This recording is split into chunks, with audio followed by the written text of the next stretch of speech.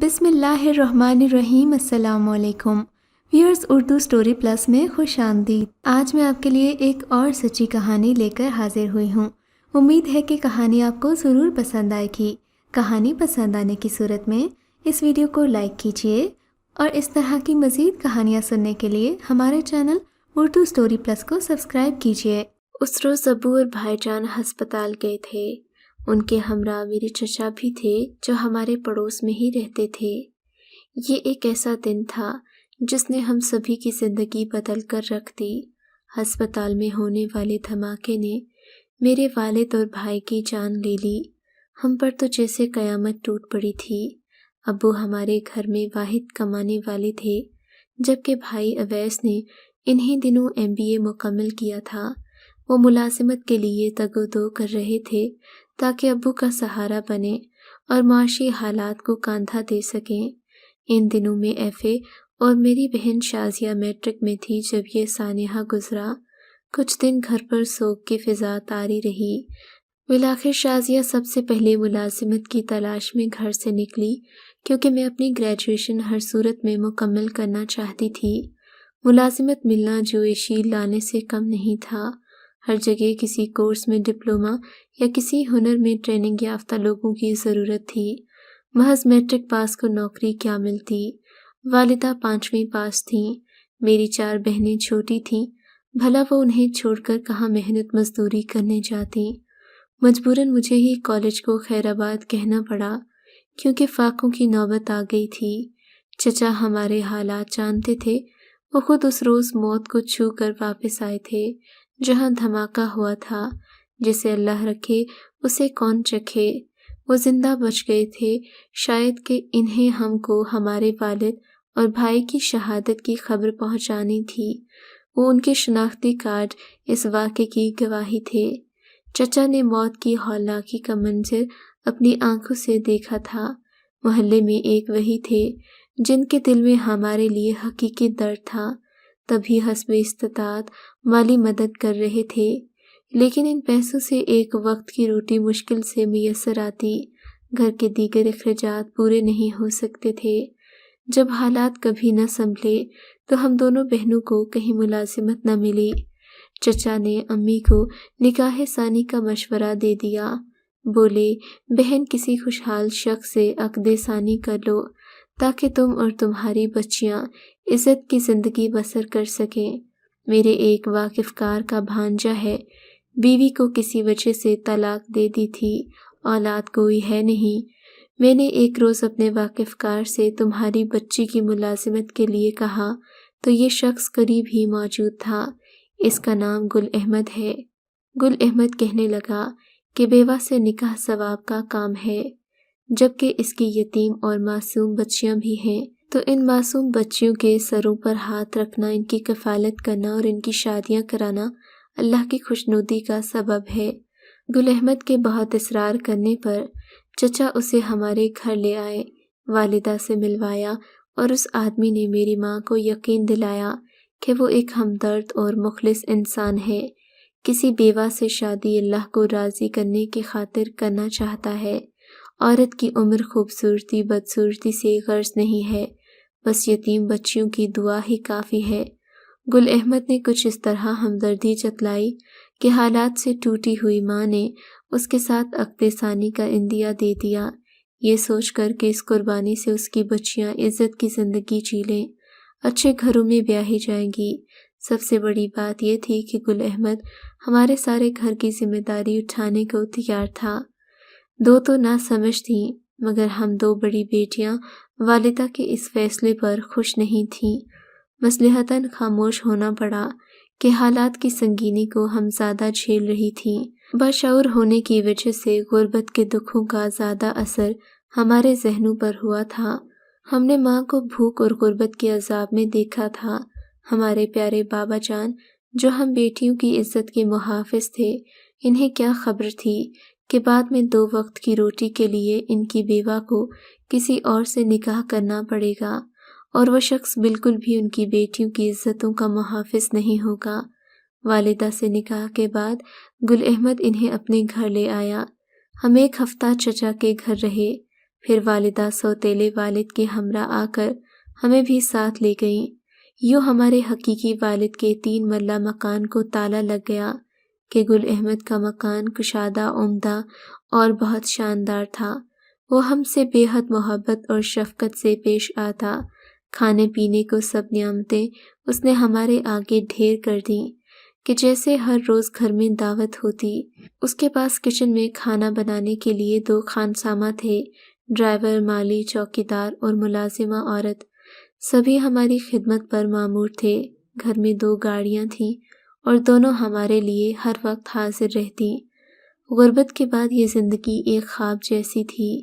ایک روز گل احمد نے ماں سے کہا کہ روبینہ کو دیکھنے کچھ لوگ آ رہے ہیں، امیر کبیر فیملی ہے، اسے اچھے کپڑے پہنا دینا، وہ رشتے کے لیے لڑکی دیکھنے آئیں گے، خاطر مدارت کا انتظام میں کر دوں گا، تم بس ذرا سی جھلک مہمانوں کو دکھا دینا اور وہاں سے اٹھ جانا، باقی بات میں سنبھال لوں گا۔ امی نے ہدایت کی کہ تمہارے رشتے کے لیے کچھ لوگ آ رہے ہیں، لہٰذا ڈھنگ سے تیار ہو جانا۔ گل کہہ رہا ہے کہ بہت ہی اچھے اور امیر لوگ ہیں، لیکن زیادہ بات مت کرنا، لڑکے کی ماں بھی ساتھ ہوگی، اس طرح اچھا تاثر قائم نہیں ہوتا۔ اس میں سوتیلے باپ کو دعائیں دینے لگی کہ اس نے مفلسی کے عذاب سے بچا لیا اور شاید آئندہ بھی بچانا چاہتا تھا کیونکہ یہ امیر لوگ تھے۔ ماں نے ہدایت کی۔ اسی طرح میں تیار ہو کر بیٹھ گئی۔ مہمان ڈرائنگ روم میں آ چکے تو گل احمد نے والدہ کو کہا، بیٹی کو لے آؤ، صرف 5 منٹ وہاں بیٹھنا کیونکہ لڑکا بھی اپنے والد کے ساتھ آیا ہے، اس کے روبرو روبینہ کو بیٹھنا اچھا نہیں۔ اس ملاقات کا اتنا مقصد ہے کہ لڑکا لڑکی ایک دوسرے کو دیکھ لیں تو بات آگے بڑھے۔ میں دھیرج سے ماں کے ساتھ مہمانوں کے سامنے جا بیٹھی۔ 5 منٹ کے لیے کنکھیوں سے لڑکے کی طرف دیکھا، لیکن ایسی گھبرائی ہوئی تھی کہ کچھ نظر ہی نہیں آیا کہ لڑکا کس ڈھب کا ہے۔ وہاں صرف 3 افراد آئے تھے، ایک لڑکا، دوسرا اس کا والد اور تیسری والدہ، یہی گل احمد نے بتایا تھا۔ میں نے نظریں جھکائے رکھیں، سلام کیا اور ایک طرف صوفے پر بیٹھ گئی۔ میرے کانوں نے ایک عورت کی آواز سنی، ماشاءاللہ بہت خوبصورت ہے، اللہ نصیب اچھے کرے۔ کیا خبر تھی کہ اچھے نصیب کی دعا دینے والی یہ لڑکے کی ماں نہیں بلکہ ایک نائکہ ہے، اور میری ماں سے عقد ثانی کرنے والا گل احمد کوئی نیک طبیعت شریف آدمی نہیں بلکہ بازار حسن کا دلال ہے جس نے نیک دل شخص کا روپ دھار رکھا ہے۔ 4 بچیوں کی ماں سے عقد ثانی بھی اسی وجہ سے کیا ہے کہ خوبصورت مگر لاوارث لڑکیاں مل جائیں گی، کاروبار خوب چلے گا اور اس کی شاندی ہو جائے گی۔ وہ میرا رشتہ نہیں کرا رہا تھا بلکہ میری دوشیزگی کا پہلا سودا کر رہا تھا۔ سوتیلا باپ میری قیمت لے کر چلتا بنا، میری سادہ لو ماں کو دھوکہ دے کر مجھے ایسی دلدل میں دھکیل دیا جہاں سے نکلنے کا کوئی راستہ نہیں ہوتا۔ ماں کو یہی بتایا کہ میں نکاح کے اگلے روز سوئٹزرلینڈ چلی جاؤں گی، نکاح صبح ہوگا، اس کے بعد میں بے رحم زمانے کے ہاتھوں کھلونا بن گئی۔ قابل اعتراض تصاویر اتار کر میرا منہ ہمیشہ کے لیے بند کر دیا گیا تاکہ میں خوفزدہ ہو کر چپ رہوں، بدنامی کا طوق گلے کی زینت نہ بن جائے جس سے میری بہنوں کی عزت متاثر ہو۔ یہ ایک کارگر حربہ تھا، ان کا معصوم ذہن ان تصویروں کی تاب نہیں لا سکتا تھا، لہٰذا مجھے خاموش ہونا پڑا۔ اب اس کی تفصیل کیا لکھوں کہ کب کب کہاں کہاں لوٹی جاتی رہی، لیکن میری روح میں پاکیزگی کا جو عنصر موجود تھا وہ مجھے ہر لمحہ تڑپاتا رہتا۔ میرے خیالات پاکیزہ تھے اور جذبات نیک تھے۔ میں نے صرف یہ سب کچھ اس لیے برداشت کیا تاکہ میری بہنوں کا حال میرے جیسا نہ ہو۔ میں انہیں ہر صورت میں اس دلدل سے بچانا چاہتی تھی۔ فیصلہ کر لیا تھا کہ اس توہین آمیز زندگی سے نجات حاصل کر کے رہوں گی۔ گھر کے اخراجات کی ذمہ داری مجھ پر تھی، میری بہنیں تعلیم حاصل کر رہی تھیں۔ اس جہنم سے نکلنے کی امید نے مجھ میں ظلم و ستم سہنے کی سخت پیدا کر دی، مگر دل میں ہمیشہ اس بیہودہ زندگی سے نفرت کرتی رہی۔ قسم کھا لی کہ حالات سے مقابلہ کروں گی مگر اپنی چھوٹی بہنوں کو اس خارزار سے زخمی نہیں ہونے دوں گی۔ میں نے ایک بوڑھے مالدار شخص کو شادی کے لیے راضی کر لیا۔ اس نے گل سے بھی بات کی، مول تول کیا، بہت سارا پیسہ گل احمد کو دیا اور مجھے خرید لیا۔ بہت بھاری قیمت کر چکا تھا، سو نکاح کر لیا۔ بے حد مالدار شخص تھا، میرے سارے کنبے کا خرچہ اٹھاتا۔ افسوس کہ اس کی زندگی کے دن تھوڑے تھے۔ اس کی وفات کے بعد اس کے گھر والوں اور اس کی جوان اولاد نے مجھے اپنے ساتھ رہنے کی اجازت نہیں دی۔ اب ایک بار پھر ماں اور بہنوں کی خاطر میں گل احمد کے در پر آ گئی۔ میری بہنیں بڑی ہو گئی تھیں، خاص طور پر شازیہ پر گل احمد کی نظر تھی۔ اب وہ اسے بھی اس دلدل میں دھکیلنے کے منصوبے بنا رہا تھا۔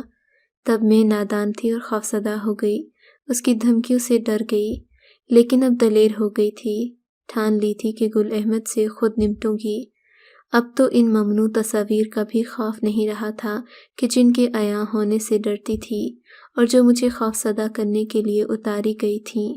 میں نے والدہ کو اعتماد میں لیا کہ آپ اس شخص سے چھٹکارا پائیے، اس سے خلا لے لیں، ورنہ یہ آپ کی دوسری بیٹیوں کو بھی بربادی کی طرف لے جائے گا۔